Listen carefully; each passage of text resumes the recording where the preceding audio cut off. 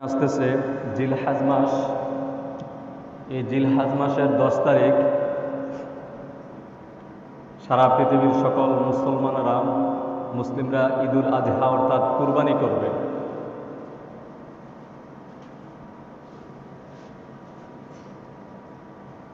নয় জিলহজ যারা হজ আদায় করবে তারা আরাফার ময়দানে উপস্থিত হবে। রাসূল আকরাম সাল্লাল্লাহু আলাইহি ওয়াসাল্লাম বলেছেন, সহিহ মুসলিমের হাদিস, যেই দিন হাজিরা আরাফায় অবস্থান করবে সেই দিন গায়রে হাজিরা অর্থাৎ যারা হজ আদায় করবে না, পৃথিবীর বিভিন্ন প্রান্তরে যে যেখানে আছে সেই সব মুসলিমেরা এদিন তারা সিয়াম রাখবে। এই দিন যদি তারা সিয়াম রাখে, রাসূল আকরাম সাল্লাল্লাহু আলাইহি সাল্লাম বলছেন, 9 জিলহজ হাজিরা আরাফায় অবস্থান করবে আর গায়রে হাজিরা এদিন সিয়াম রাখবে। যদি কেউ এদিন সিয়াম রাখে তাহলে আল্লাহ সুবহানাহু ওয়া তাআলা তার সামনে পিছনের 2 বছরের গুনাহ মাফ করে দেন। সুবহানাল্লাহ। অর্থাৎ সামনের 1 বছর এবং পিছনের 1 বছর, এই 2 বছরের গুনাহ আল্লাহ সুবহানাহু ওয়া তাআলা তাকে ক্ষমা করে দিয়ে থাকেন। সুবহানাল্লাহ। তো আমরা সবাই এই সিয়ামটা রাখার চেষ্টা করি।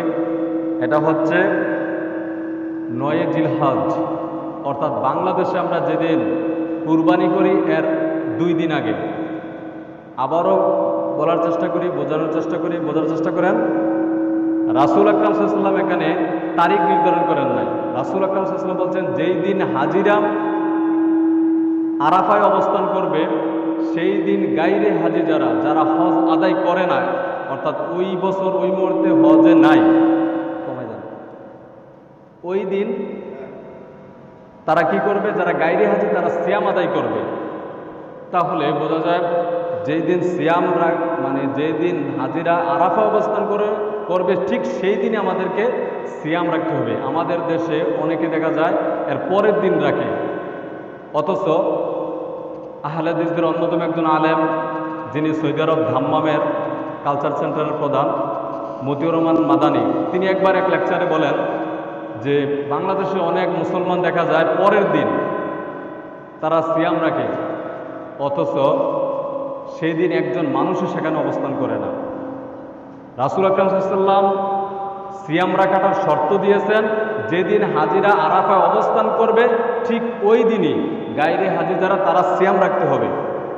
তো মতিউর রহমান মাদানী বলেন যে বাংলাদেশে তারা বেশিরভাগ, সবাই না, বেশিরভাগ মানুষ যেদিন সিয়াম রাখে সেদিন আরাফায় একজন মানুষ অবস্থান করে না, তাহলে তাদের সিয়ামটা কিভাবে হবে? তো আমরা চেষ্টা করি যে সৌদি আরব যেদিন, এখন বর্তমানে টিভির মধ্যে আমরা দেখতে পারি হজ সরাসরি লাইভ দেখায়, তো আমরা যেদিন দেখব বা জানবো যে আগামীকাল বা আজকে এদিন কি করতেছে, হাজিরা আরাফা অবস্থান করবে, এদিন রাত্রে আমরা খাবো, সেই রেখে আমরা এদিন কি করব? সিয়াম রাখার চেষ্টা করব। এটা সহিহ মুসলিমের হাদিস। ফজিলত আমরা একটু আগে শুনেছি, আবারও শুনি নেই। রাসূল আকরাম সাল্লাল্লাহু আলাইহি ওয়াসাল্লাম বলছেন যে এই সিয়ামটা যে রাখবে, আল্লাহ রাব্বুল আলামিন তার সামনের 1 বছর এবং পিছনের 1 বছর, এই 2 বছরের গুনাহ খাতা ক্ষমা করে দেন। সুবহানাল্লাহ। তাহলে আমরা এই অন্তত 2 বছর, সামনে পিছনের 2 বছরের জন্য আমরা নিষ্পাপ হয়ে যেতে পারি। এরপর আসতেছে আমাদের জন্য ঈদুল আজহা, একটি মহান